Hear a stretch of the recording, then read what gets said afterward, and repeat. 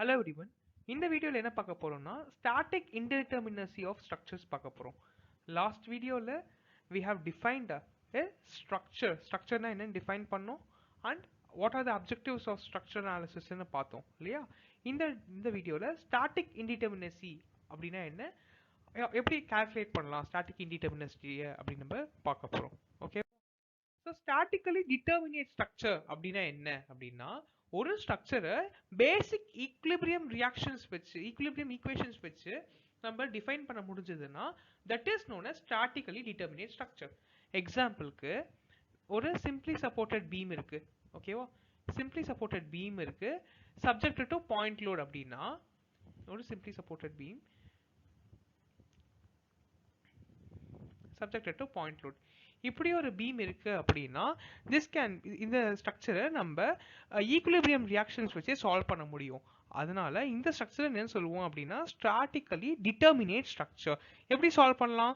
Sigma FX is equal to 0, sigma FY equal to 0, sigma M is equal to 0, moment about point A is equal to 0, moment about point B equal to 0. அந்த மாதிரி வச்சு நம்ம கண்டுபிடிப்போம்.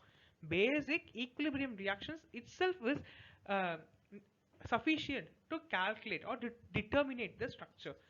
இதுவே statically indeterminate structure அப்படின்னா என்னன்னா ஒரு ஸ்ட்ரக்சரை நம்ம பேசிக் ஈக்குலிபிரியம் ரியாக்ஷன்ஸ் வச்சு கண்டுபிடிக்க முடியாது அப்படின்ற சிச்சுவேஷன்ல நம்ம ஒரு காம்பேட்டபிலிட்டி ஈக்குவேஷனுக்கு போவோம். அந்த காம்பேட்டபிலிட்டி ஈக்குவேஷனை வச்சு தான் நம்ம அந்த ஸ்ட்ரக்சரை டிட்டர்மைன் பண்ணுவோம். அப்படி இருந்துச்சுன்னா அந்த ஸ்ட்ரக்சரை நம்ம ஸ்டாட்டிக்கலி இன்டிட்டர்மினேட் ஸ்ட்ரக்சர்னு சொல்லுவோம். ஓகேவா? ஸோ எக்ஸாம்பிளுக்கு ஒரு கண்டினியூஸ் பீம் இருக்கு அப்படின்னா இந்த கண்டினியூஸ் பீம் வந்துட்டு ஸ்டாட்டிக்கலி இன்டிட்டர்மினேட் ஸ்ட்ரக்சர். ஒரு கண்டினியூஸ் பீம் இருக்கு, இந்த continuous beam subjected to UDL அப்படின்னா இந்த ஸ்ட்ரக்சரை நம்ம ஸ்டாட்டிக்கலி இன்டிட்டர்மினேட் ஸ்ட்ரக்சர் அப்படின்னு சொல்லுவோம். இன்டிட்டர்மினேட் ஸ்ட்ரக்சர் என்ன? இந்த ஈக்குவேஷன்ல sigma FX is equal to 0, sigma FY equal to 0, sigma M about point A or C equal to 0ன்ற பேசிக் ஈக்குலிபிரியம் ரியாக்ஷன்ஸ் இல்லாம எக்ஸ்ட்ராவா ஒரு காம்பேட்டபிலிட்டி ஈக்குவேஷன் நமக்கு தேவைப்படுது. ஓகேவா? நான் இந்த ஸ்ட்ரக்சரை சொல்லிட்டு எக்ஸ்ட்ராவா ஒரு காம்பேட்டபிலிட்டி ஈக்குவேஷன் தேவைப்படுதுன்னு. எக்ஸாக்டா நம்மளுக்கு எக்ஸ்ட்ரா எத்தனை நம்பர் ஆஃப் ஈக்குவேஷன்ஸ் தேவைப்படுது அப்படிங்கறத சொல்றது தான் டிகிரி ஆஃப் இன்டிட்டர்மினசி. ஓகேவா? அந்த நம்பர் கண்டுபிடிக்கிறது தான் டிகிரி ஆஃப் ஸ்டாட்டிக்கலி இன்டிட்டர்மினசி. ஓகேவா? இந்த ஸ்டாட்டிக்கல் இன்டிட்டர்மினசி வந்து ரெண்டு டைப்பா சொல்லலாம். நம்ம என்னென்ன டைப் அப்படின்னா எக்ஸ்டர்னல் ரிடண்டன்சின்னு ஒன்று சொல்லலாம், இன்டர்னல் ரிடண்டன்சின்னு சொல்லலாம். ஓகேவா? அது என்ன எக்ஸ்டர்னல் ரிடண்டன்சி, இன்டர்னல் ரிடண்டன்சி அப்படின்னா நான் இப்போ போன சம் சொன்னேன் இல்லையா, போன ப்ராப்ளம் சொன்னேன் இல்லையா, ஒரு கண்டினியூஸ் பீம் இருக்கு அப்படின்னு. ஸோ கண்டினியூஸ் பீம்ல நடுவில் எக்ஸ்ட்ராவா ஒரு சப்போர்ட் ஹின் சப்போர்ட் இருக்கிறதுனால நம்மளால கண்டுபிடிக்க முடியல. கரெக்டா ஒரு பீம் இருக்கு, அதுல யூடிஎல் ஆக்ட் ஆயிருக்கு அப்படின்னு சொல்லியிருந்தேன். அதுல நடுவுல எக்ஸ்ட்ராவா ஒரு ஹின் சப்போர்ட் இருந்ததுனால தான் நம்ம வந்து அந்த ரியாக்ஷன்ஸை கண்டுபிடிக்க முடியல அப்படின்ற சிச்சுவேஷன்ல அது எக்ஸ்டர்னல் ரிடண்டன்சி. ஓகேவா? அப்போனா எக்ஸ்ட்ராவா ஒரு சப்போர்ட் வந்து நம்மளுக்கு ஆட் ஆயிருக்கு. அந்த எக்ஸ்ட்ராவா ஒரு சப்போர்ட் ஆட் ஆயிருக்கிறதுனால தான் நம்மளால பேசிக் ஈக்குலிபிரியம் ரியாக்ஷன்ஸ் வந்து கண்டுபிடிக்க முடியல. So this is known as external redundancy. Next பார்த்தோம் அப்படின்னு பார்த்தோம்னா இன்டர்னல் ரிடண்டன்சி. இன்டர்னல் ரிடண்டன்சினா என்ன அப்படின்னா இன்டர்னலா அந்த ஸ்ட்ரக்சர்லயே ஒரு எக்ஸ்ட்ரா மெம்பர் இருக்கும். ஓகேவா? அந்த எக்ஸ்ட்ரா மெம்பர் இருக்கிறதுனால நம்ம பேசிக் ஈக்குலிபிரியம் ரியாக்ஷன்ஸ் வச்சு கண்டுபிடிக்காத முடியாத மாதிரி இருக்கும். ஸோ இதை வந்து நம்ம இன்டர்னல் ரிடண்டன்சின்னு சொல்லுவோம். ஸோ ஃபர்ஸ்ட் ஸ்டாட்டிக்கலி டிட்டர்மினேட் ஸ்ட்ரக்சர்னா பேசிக் ஈக்குலிபிரியம் ரியாக்ஷன்ஸ் வச்சு நம்ம ஸ்ட்ரக்சரை டிட்டர்மினேட் பண்ணிடலாம். அதை ஸ்டாட்டிக்கலி டிட்டர்மினேட் ஸ்ட்ரக்சர்னு சொல்லணும். அப்புறம் நம்ம என்ன பார்த்தோம்? ஸ்டாட்டிக்கலி இன்டிட்டர்மினேட் ஸ்ட்ரக்சர்னா என்ன பார்த்தோம்? எக்ஸ்ட்ராவா காம்பேட்டபிலிட்டி ஈக்குவேஷன்ஸ் நமக்கு தேவைப்படுது. அந்த எத்தனை நம்பர் ஆஃப் காம்பேட்டபிலிட்டி ஈக்குவேஷன்ஸ் தேவைப்படுதுன்றத டிகிரி ஆஃப் ஸ்டாட்டிக் இன்டிட்டர்மினசின்னு சொன்னோம். அந்த டிகிரி ஆஃப் ஸ்டாட்டிக் இன்டிட்டர்மினசியை ரெண்டா கிளாசிஃபை பண்ணோம். ஃபர்ஸ்ட் என்ன கிளாசிஃபை பண்ணோம்? எக்ஸ்டர்னல் ரிடண்டன்சி, அதாவது சப்போர்ட்னால வர ரிடண்டன்சி சொன்னோம். நெக்ஸ்ட் என்ன சொல்றோம்? Internal redundancy. இன்டர்னல் ஸ்ட்ரக்சர்லயே மெம்பர்னால வர ரிடண்டன்சி சொன்னோம். நெக்ஸ்ட் என்ன பண்ண போறோம் அப்படின்னு பார்த்தோம்னா இதை நம்ம ஸ்டாட்டிக் இன்டிட்டர்மினசி ரெண்டு இருக்கு. ஃபர்ஸ்ட் ட்ரஸ்ஸுக்கு கால்குலேட் பண்ண போறோம், இன்னொன்னு ஃப்ரேம்ஸ் அண்ட் பீம்ஸ்க்கு கால்குலேட் பண்ண போறோம்.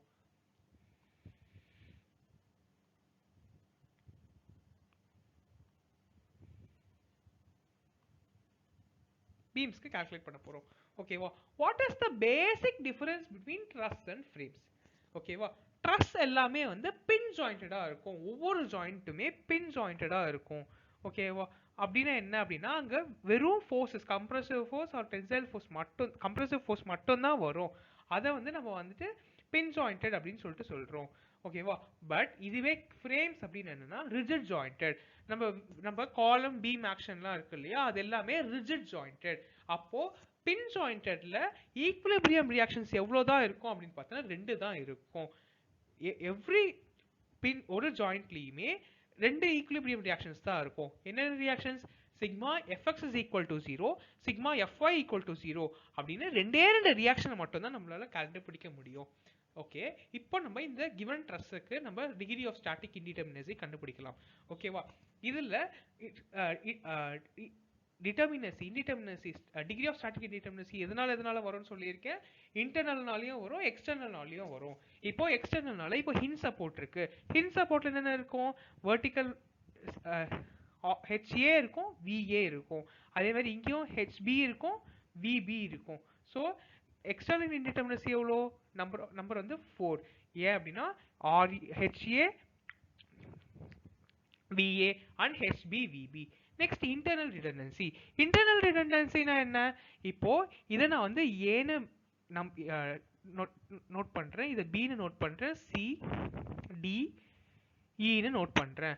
இதுல என்னென்ன ஃபோர்ஸஸ்லாம் அன்னோனா இருக்கு, என்னென்ன ஃபோர்ஸஸ்லாம் அன்னோனா இருக்கு? FAB ஒரு அன்னோன், FBC ஒரு அன்னோன், FCD ஒரு அன்னோன், FDE ஒரு அன்னோன், FBE ஒரு அன்னோன், FAD ஒரு அன்னோன், FAC ஒரு அன்னோன், FEC ஒரு அன்னோன், FAE ஒரு அன்னோன். இத்தனை நம்பர் ஆஃப் அன்னோன்ஸ் இருக்கு. இதை நம்ம என்ன சொல்றோம்? டோட்டலா m அன்னோன்ஸ் இருக்கு அப்படின்னு சொல்லலாம். கரெக்டா? டோட்டல் நம்பர் ஆஃப் அன்னோன்ஸ் எவ்வளோ? m unknowns. And total number of external indeterminacy எவ்வளோ? ஆர் ரியாக்ஷன்ஸ் இருக்கு. m அன்னோன் ஃபோர்ஸஸ் இருக்கு, ஆர் ரியாக்ஷன்ஸ் இருக்கு. ஸோ m பிளஸ் ஆர்ங்கிறது total number of unknowns. And ஒரு ஜாயிண்ட்டுக்கு இந்த ஸ்ட்ரக்சர் நம்ம எப்படி ஜெனரலா அனலைஸ் பண்ணுவோம்? மெத்தட் ஆஃப் ஜாயிண்ட்ஸ் படி ஒரு ஜாயிண்ட் சி எடுத்துட்டு அதுல வர sigma FX is equal to 0, sigma FY equal to 0ன்னு கால்குலேட் பண்ணி பிசி எவ்வளோ, டிசி எஃப்பிசி எவ்வளோ, எஃப்டிசி எவ்வளோ, எஃப்பிசி எவ்வளோ, எஃப்இசி எவ்வளோன்னு கால்குலேட் பண்ணுவோம். அப்போ ஒரு ஜாயிண்ட்டுக்கு எத்தனை ஈக்குலிபிரியம் ரியாக்ஷன் இருக்கு?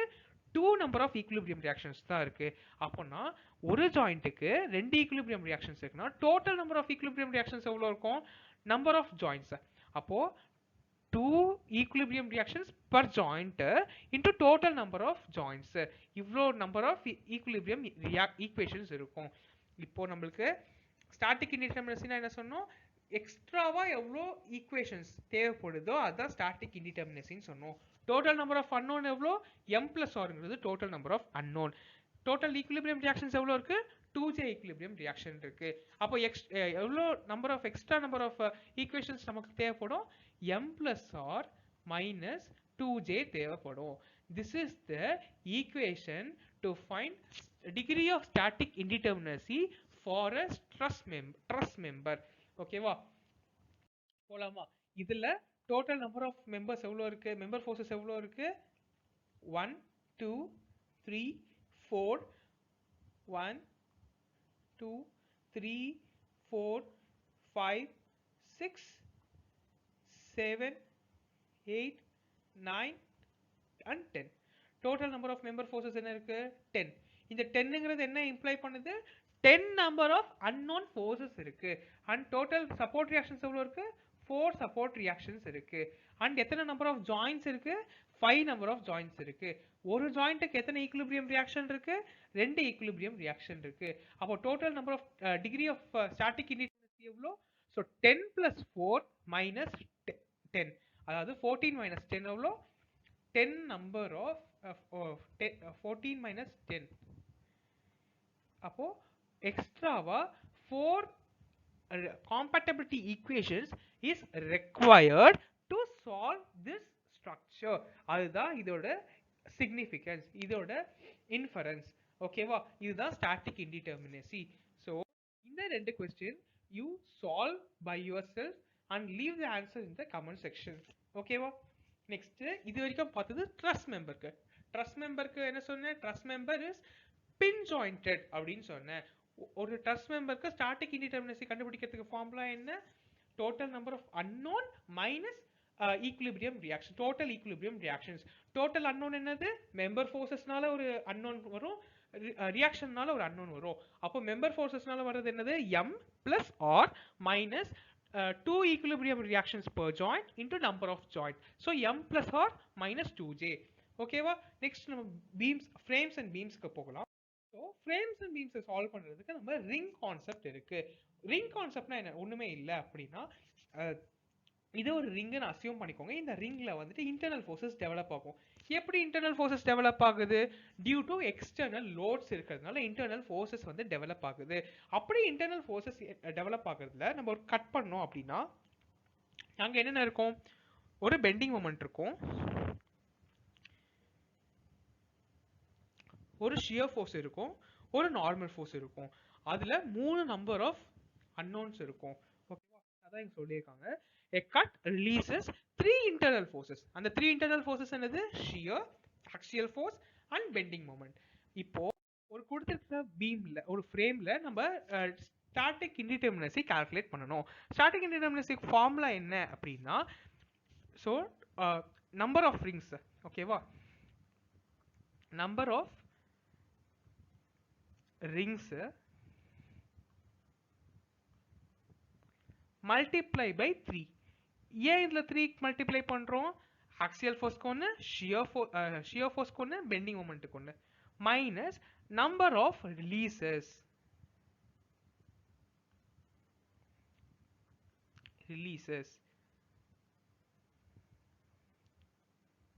என்னது நம்பர் ஆஃப் ரிலீசஸ்? இப்போ இது வந்து ஃபிக்ஸட் சப்போர்ட்டா இருக்கு, இதுவும் ஃபிக்ஸட் சப்போர்ட்டா இருக்கு. அப்போ ரெஸ்ட்ரெயின்ட் எவ்வளோ இருக்கும்? மொமெண்ட்டுக்கும் ரெஸ்ட்ரெயின்ட்டா இருக்கும், ஆக்சியல் ஃபோர்ஸ்க்கும் ரெஸ்ட்ரெயின்ட்டா இருக்கும், ஷியர் ஃபோர்ஸ்க்கும் ரெஸ்ட்ரெயின்ட்டா இருக்கும். ஸோ நம்பர் ஆஃப் ரெஸ்ட்ரெயின்ட் எவ்வளோ? 3. அப்போ ரிலீசஸ் எவ்வளோ? 0. ஸோ 3 மைனஸ் நம்பர் ஆஃப் ரெஸ்ட்ரெயின்ட்ஸ் அப்படிங்கிறது தான் நம்பர் ஆஃப் ரிலீசஸ். அப்போ எப்போவுமே ஃபிக்ஸட் பீமா இருந்துச்சு அப்படின்னா, ஃபிக்ஸட் சப்போர்ட்டா இருந்துச்சுன்னா நம்பர் ஆஃப் ரிலீசஸ் எவ்வளோ? 0. ஹிஞ்சடா இருந்துச்சு அப்படின்னா நம்பர் ஆஃப் ரிலீசஸ் எவ்வளோ? 1. ஏன்னா ஹிஞ்சட்க்கு நம்பர் ஆஃப் ரெஸ்ட்ரெயின்ஸ் வந்து வெர்டிக்கல்க்கும் ரெஸ்ட்ரெயின்ட்டா இருக்கும், ஹரிசான்டல்க்கும் ரெஸ்ட்ரெயின்ட்டா இருக்கும். அப்போ number of restraints 2, number of releases 1. அடுத்தது கைடட் ரோலர். கைடட் ரோலருக்கு நம்பர் ஆஃப் ரெஸ்ட்ரெயின்ஸ் எவ்வளோ? ஒன்லி 1 தான். ஒன்லி 1 என்னது? வெர்டிக்கலுக்கு மட்டும் தான் ரெஸ்ட்ரெயின்ட்டா இருக்கும், ஹரிசான்டலுக்கும் ஃப்ரீ டு மூவ் இருக்கும், மொமெண்ட்டுக்கும் ரெஸ்ட்ரெயின்ட்டா இருக்காது. அப்போ இங்க நம்பர் ஆஃப் ரிலீசஸ் எவ்வளோ? 2.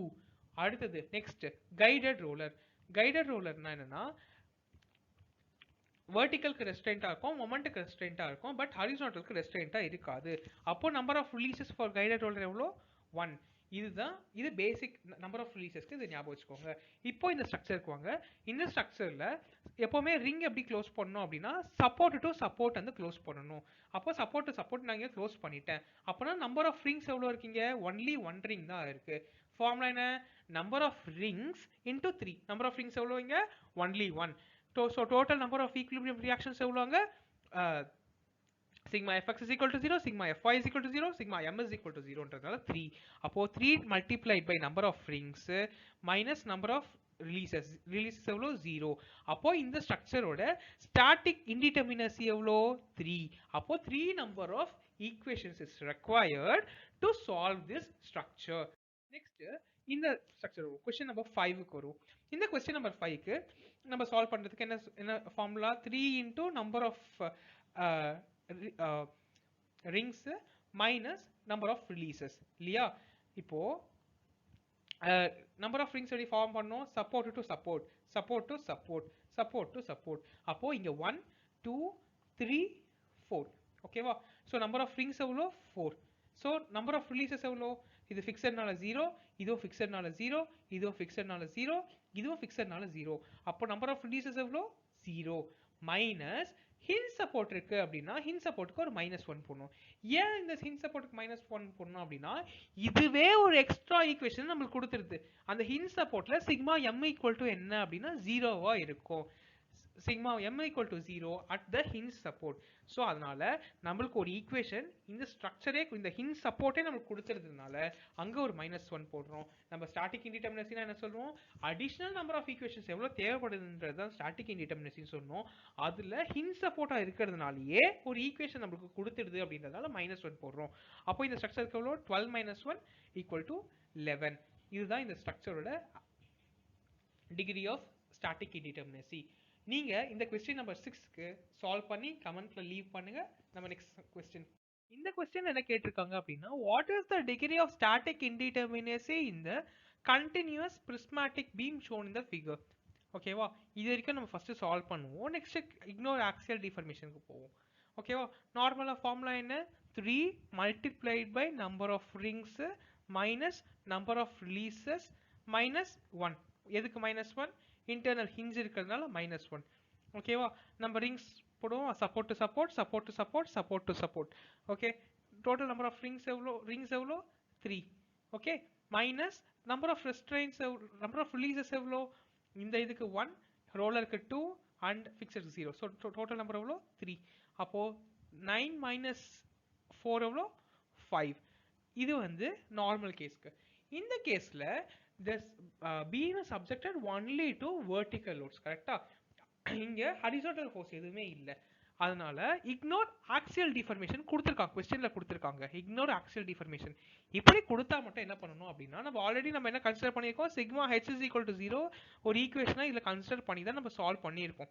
கரெக்டா, அந்த sigma h is equal to 0 இதுல யூஸ் ஆகாது.